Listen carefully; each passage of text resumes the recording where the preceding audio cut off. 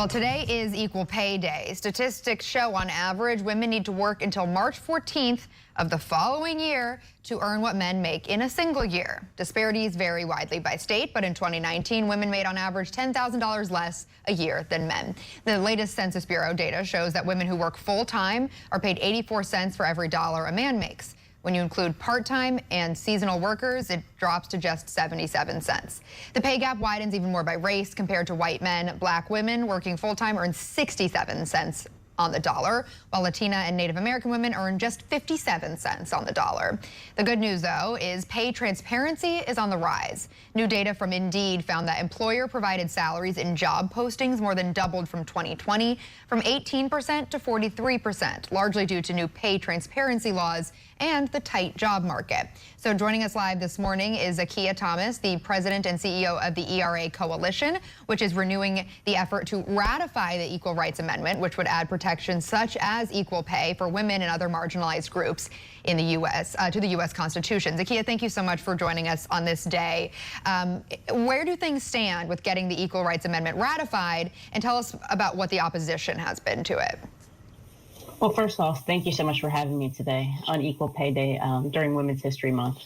So the Equal Rights Amendment has been 100 years in the making. It was first introduced in Congress 100 years ago this year. It was passed by both houses of Congress in a bipartisan effort in the 1970s, and in 2020, the final state needed to ratify the Equal Rights Amendment did so with Virginia. So now the Equal Rights Amendment has met all of the requirements needed to be added to the Constitution. And how does it differ with the 14th Amendment, which protects against discrimination based on sex, race? Tell us a little bit more about the differences. Sure. So right now, women aren't explicitly in the Constitution. And even with the Equal Rights Amendment, what we say, the Equal Rights Amendment is very simple. Rights cannot be denied or abridged on account of sex. The difference being that the Supreme Court has ruled that the Equal Protection Clause of the 14th Amendment does not apply to sex due to the broad range of issues that we thought it did. So those protections were rolled back in the Dobbs decision last year. And so we need the Equal Rights Amendment because we need to guarantee that sex discrimination is prohibited under our Constitution. And let's talk a little bit more about the history behind it all. What caused the gender pay gap and what's keeping it? Some people may say women earn less because they go into lower paying career fields. To that I say that's hooey. So tell us a little bit about why this exists at all. So hooey is a good word for it. So there are structural, there are historical, and there are systemic issues at play here. If you think about the careers in which many women were barred from, originally, most women were barred from being lawyers, from being doctors. And so the only jobs that were available to them were lower paying jobs to begin with. And those lower paying jobs are lower because they're devalued. Most of them come from the care economy. Think about home health workers, think about teachers, think about social workers. So these are jobs that are traditionally held by women, and as such, they're devalued. And so it's not that women go into these careers because they want a lower salary. It's because the opportunity to be in higher paying jobs hasn't been afforded to most women until the very recent history. And so if you want to take a look at the historical impact of that, think as far back as slavery. The remnants of slavery and the remnants of racial segregation leads to occupational segregation that we have right now. And 8 states and several other cities have pay transparency laws requiring companies to disclose pay scales for jobs that are posted. Two-part question for you. What will it take to get more states to enact laws? Because obviously it makes a big difference when you're advocating for yourself. But also sometimes these scales are rather large. How do you guarantee that you're still getting the same as what a man may be getting? Maybe they're getting the far end of the scale and a woman's getting the lower end. Where do you stand on where these laws should be?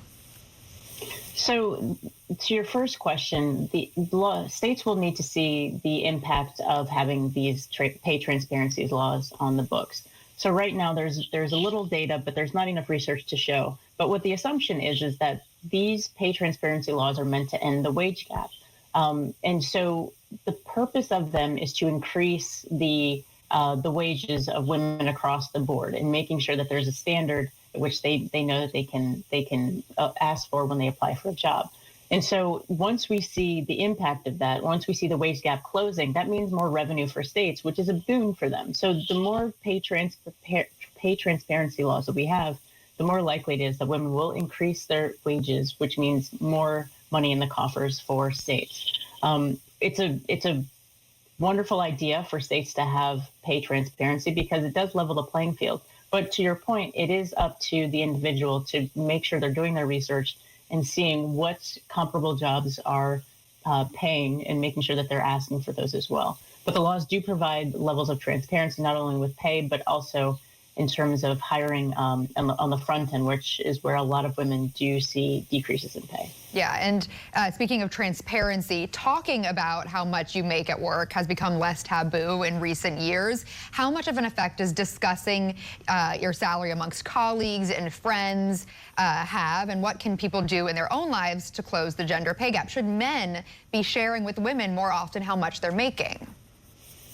Right, and the only person that really benefits is the employer. At the end of the day, if companies are paying their employees the appropriate wage for the work that they're doing and comparable, whether it's man or woman or whomever it is, then it is in the best interest of the individuals just to talk about it, because some of the research has shown and anecdotes have shown that when you talk about pay equity in the workplace, people also start to talk about investments and how their financial strategies are working, and that's helpful across the board. So I think that there's more to win from the situation as long as we understand that we do need to give some incentives for companies to make pay transparency part of their regular way of business. All right, Zakiya Thomas, President and CEO of the ERA Coalition, thank you for joining us, as you said, on Equal Pay Day and Women's History Month. Really appreciate your time. Thank you.